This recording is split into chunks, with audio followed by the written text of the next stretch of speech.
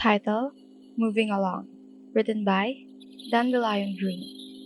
The wind howled in the distance, carrying snow in its wake as it swept past the rock and stones that made up Dragon's Spine. The frigid weather was chilling, and a small fire could only do so much to quell the shiver that racked through the body of any adventurer who dared to take on the mountain. Everyone in Tevat knew of Dragon's Spine. It was the one place in Mondstadt that all were recommended to avoid. Yet, Dragonspine's mysterious climate and on the secrets buried beneath its snow caught the eye of the Strazza. What was hidden behind snowstorms that racked for weeks and monsters with unnatural abilities? Why was this the one place in Mondstadt that Barbados had refused to go near for centuries? After much consideration, the Strazza began to set out a plan, starting by sending the fifth Harbinger into Dragonspine to investigate and bring back valuable materials. Only the Harbingers knew of the mission, and their colleague would be braving the cold alone. Blessed with an animal vision, they knew they could only do so much with their powers. Despite having a pyro delusion gifted by the Strazza, the fifth Harbinger disliked using it and had promised themselves they would only need it in dire situations. Perhaps freezing in Dragonspine would be dire enough, but after living in Snezhnaya for almost their entire life, they were quite accustomed to the bitter cold and accepted the mission from the Strazza without a single protest. None of the other Harbingers dared to comment on the fifth Harbinger's sudden acceptance for the mission. Watching as they stalked down the halls, stone-faced and quiet, a piece of paper held in their hands tightly. Despite her cold demeanor, the Strazza was aware of any relationships between her Harbingers, platonic or romantic. Yet, it didn't surprise anyone when Child courted his superior, his charm and flirtatious attitude coming to light as he and YN formed a special bond with one another. But upon being sent to Liyue, it was obvious to everyone that Child had taken interest in someone new, the traveler who hailed from a different world. A whirlwind of thoughts raged within YN's head for the first couple of months, sparring with Scaramouche nearly every other day before he had to take a step back to confront the fifth Harbinger. Snezhnaya does not believe in tears. YN had stated coldly upon being cornered by Senora and Scaramouche. The two Harbingers shared a look before the former stepped up and gently placed a hand on their forearm, squeezing gently. The child has requested to remain in Liyue for another 6 months. She got straight to the point. YN looked up at her, their face a mask of cool indifference as they shrugged off Senora's touch and stalked away. Straight to the throne room of the Strazza, just whole an hour later. They exited the room with a new mission. Dragonspine. The first days in Dragonspine were brutal. The ice and winds were unforgiving with monsters attacking at any moment. Blizzards plagued certain spots of the mountain, and there were a few caves that weren't already sheltering trails. Perhaps being alone in these parts wasn't the smartest idea, but YN quickly brushed aside the thoughts as they continued their trek through the mountains. It was on their third day in the mountain when they came across a pale blonde figure. Turquoise eyes focused on a sketch pad in front of them. He only looked up in surprise when YN had cut down the cryo slimes that were jumping his way, his eyes studying the Harbinger before commenting on their sudden movement, which had distracted his sketch. Though initially frustrated at the mysterious man, he quickly introduced himself as one of the captains of the Knights of Favonius and the head alchemist. He offered to take YN back to his camp to rest, stating that he had come up the mountain to investigate any strange occurrence that might bother Mondstadt. Though wary of him at first, YN found it easy to speak to Albedo and propose ideas about the mysteries of Dragonspine. His intellect was unrivaled, and he spoke in a wistful manner, as if reminiscing memories while at the same time trying to understand the meaning of life itself. He was an interesting man, and despite the various experiments he conducted on a daily, all of Albedo's movements were done with grace. From the way he strode through the snow to his fighting technique that looked like a dance to any looker, days bled into weeks, and the fifth Harbinger found comfort in the captain as they adventured with him in Dragonspine. Albedo was indifferent at first. His emotions closed off as he rattled off facts about the mountain and its treasures. But the more time he spent with his new companion, watching as they eagerly looked to explore more, he found himself slowly opening up to them. Despite learning that they were a Harbinger, Albedo understood that there was always more than meets the eye. To him, YN was different compared to the other Harbingers he had encountered in his travels. Although they were a warrior and tended to their polearm with any opportunity to battle, there was a certain softness they held close to them. one that interested him greatly. "Do you ever wonder about what else is out there?" Wyan asked one night as they sat next to one another under the blanket of stars, a fire providing them warmth. "Wherever you go, whatever life throws at you, in Teyvat, the stars in the sky will always have a place for you," Albedo replied, glancing over to his companion, staring up with a soft smile on their face. They seemed too distracted to really think about his comment, and he watched their shoulders drop, a sad expression taking over their face. Wyatt didn't face him, but he could see tears lining the bottom of their eyes. "Do you think I was enough for him?"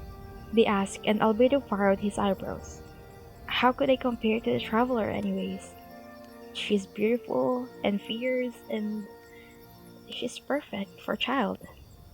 They scoffed and looked down at their hands, which were resting in their lap.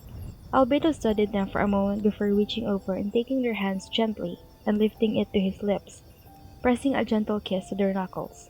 "He is the fool," the alchemist stated simply before standing up to retreat back into the cave they were staying in, leaving the Harbinger to stare at the spot he was just sitting in moments ago. Scaramouche, Signora, and Child stood together on the outskirts of Dragonspine, a small group of Fatui agents hiding around them as they looked up at the towering mountain. Just a moment ago, Child had returned to Snezhnaya, only to find out from the Tsaritsa that Wyan had gone to Dragonspine. The 11th Harbinger was very aware of the mistakes he made while in Lila, and while waiting for Wyan to return, he could only hope that he would still be able to call them his. According to the Tsaritsa, Wyan should be coming down from the mountain that day, and there were Fatui skirmishers waiting in case they were attacked or come across some of the Knights of Favonius who stood in their way. Scaramouche stood with his hands crossed over his chest, large hat looming over him as he stared expectantly at the mountain. Despite his attitude and lack of ability to get along with other Harbingers, he held a softer spot for the 5th Harbinger.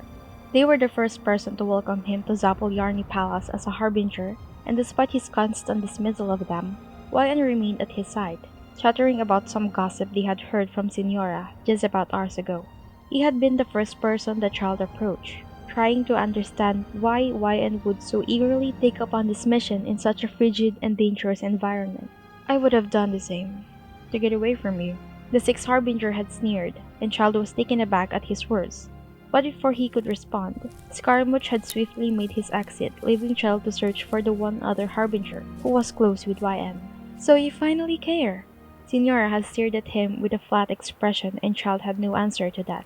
She hadn't bothered to listen to his excuses, and walked away, waiting for the day that Wyan returned and how they had changed. Now standing with the 2 other Harbingers, Kel didn't say a word, his eyes fixed upon the mountain as he waited. In the distance, the 3 Harbingers saw 2 figures emerge from a blizzard, running together and being chased by 2 cryo-heliturals. One of the figures was YN, and they turned around, hand outstretched while sending a blast of wind from their animo visions at the heliturals. It only delayed them for a second before they were chasing the pair again. Child stepped forward to prepare to interfere when Scaramouche held his hand up, a silent order for him to stop. They watched as the other figure, a pale blonde man, grabbed Wyan's arm and pulled them to him, bringing one arm across his chest and by his opposite ear making a motion that looked like he was throwing something. From the ground, a flower burst forth and GU power slammed the heliturals back. None of the Harbingers said anything as they saw YN look at the figure and step away with a smile. Scaramouche squinted.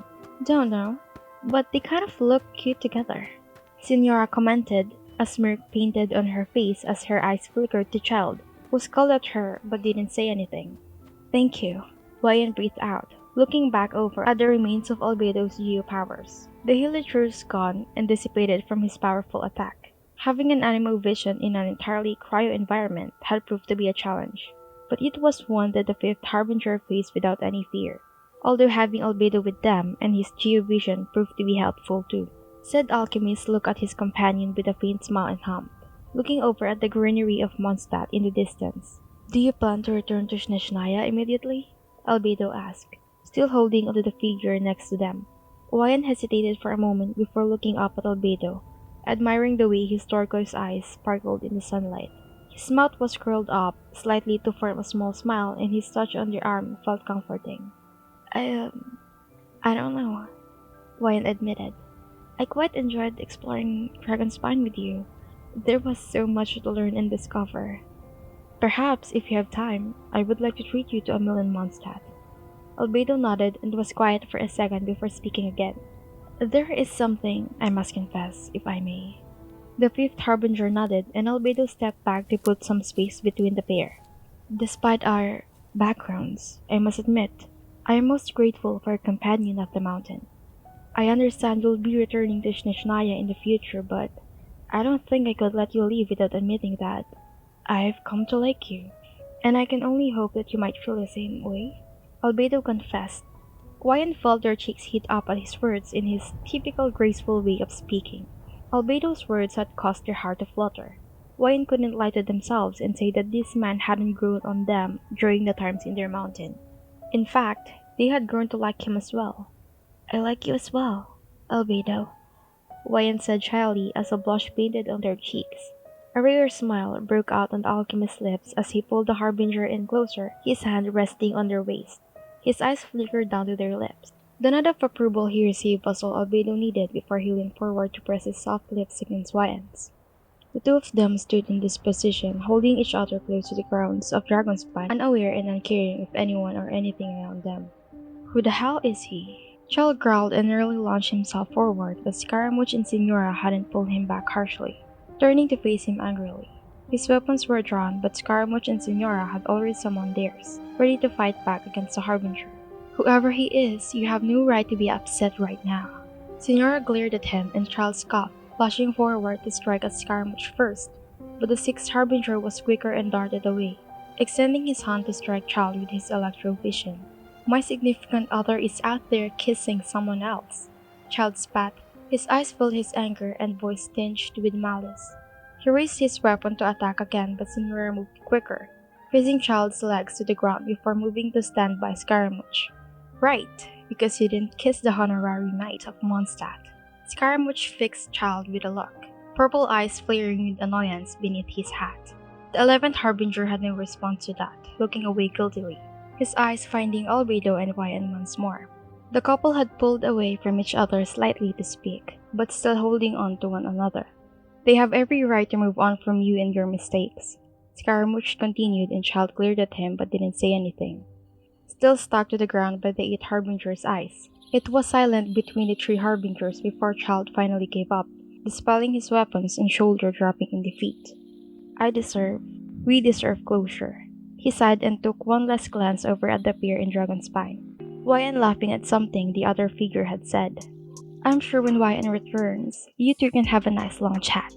Signora waved her hand through the air and the eyes disappeared. Chell didn't say anything but turned around and stalked back to the Fatui camp. Scaramouche watched him carefully before looking back at Wyan's retreating figure, watching as they followed the unknown person towards the edge of Dragonspine to warmth in Mondstadt. Walking away from the icy cold that nipped at their skin, a captain of the Knights of Aronius and the 5th Harbinger of the Fatui walked hand in hand, pressed close to one another with light smiles on their faces. As they finally stepped out of Dragonspine, Albedo breathed in the familiar air of Mondstadt, the winds bringing a gentle smell of mint and sweet flowers along with it. Why don't I treat you to a plate of sticky honey roast? Albedo proposed, and Wyan looked over at him with a bright smile, nodding in affirmation. Pressing another kiss to Wyan's lips, Albedo tugged her hand gently, leading them towards the City of Freedom in the distance. And for the first moment in a long time, Wyan finally felt at ease and free.